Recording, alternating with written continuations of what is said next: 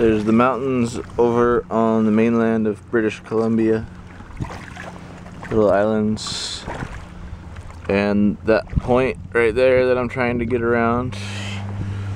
Back there's the entrance to Naniamo. And it was pretty hairy coming out.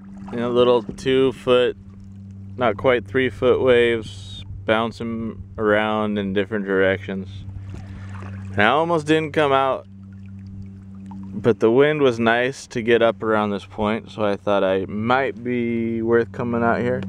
Then I get out here and it's calm, and you know what it is, and I thought it might happen, but when all the water's coming out of those little channels and inlets like you see in Nanaimo, it all builds up right at the mouth, but then beyond the mouth it can actually be fairly nice. Especially if it looks nice when you look at the other boats out there on the water and don't see anybody cussing at the sea. So I'm gonna try and get around this point and tuck in and drop the crab pot maybe. It's a lot further away than it looks, I think. Always seems to be that way. And hopefully there's no real strong currents or sloppy seas as I come around the point and get inside the bay over there. This is the Strait of Georgia. I'm back out in some big open waters now. No more little protected San Juan Islands. Not that they felt very protected. The way the water rushes and swirls around those islands, it almost felt more dangerous than this bigger body of water. I don't know. I haven't been on it very long, so I'll let you know in a couple days if I'm still here. I wheeled about a mile into Nanaimo today, up a hill to buy a giant tarp. So, this is it. It's my first time putting it up. It's huge. Probably quite a few more feet than I need, but I'll probably take a little bit off and maybe make a shade thing for Nora.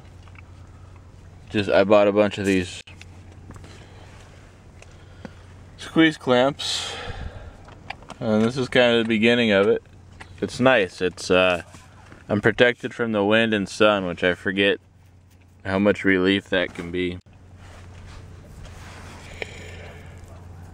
It's just a good break. It's a little unnerving because it's kind of hard to tell exactly where the boat's at, but that's the same as when I'm sleeping. I can't tell where the boat's at when I guess I can though. I do. I wake up when it's on the rocks. I wake up when it's starting to beach. I wake up when it's starting to bounce around. So I should be able to tell on the tarp. I'll get used to it. And hopefully I get a good system down so it doesn't take me all day and all morning to put it up and take it down. I preferred sleeping with just a tarp rolled over my sleeping bag, but that doesn't keep Nora out of the rain. And everything still seemed to get wet. I think with this system, maybe the air, we won't have that damp coastal air on us. Anyways, this is me playing around in a tiny boat on the Pacific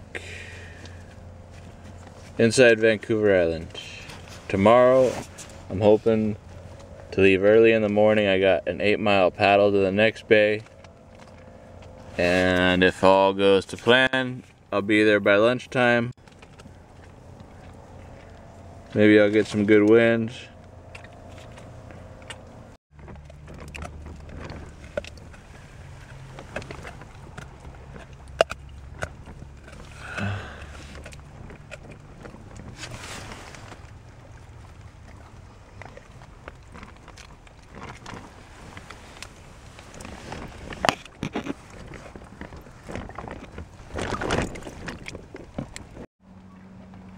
I'm actually having a hard time falling asleep, which is kind of strange. Every time I lay down in this canoe, I fall asleep quickly. It doesn't necessarily mean I sleep well, but I fall asleep quickly. But I'm excited. I feel as though this is actually happening. I don't know what changed today. I think when you look at my route and my overall whereabouts, I'm nowhere close to Alaska, but at least you can zoom out on the charts and see that I'm a little bit closer to Alaska than I was when I started, and that I've made progress, that I've actually made it somewhere, and that I've had some bigger days, some 13-mile days. I'm gonna have to get up to a 10-mile average per day if I wanna make it to Alaska. So I think that's what I figure. It's 600 miles as a bird flies, so probably 900 miles the way I go between islands and everything else. I don't know.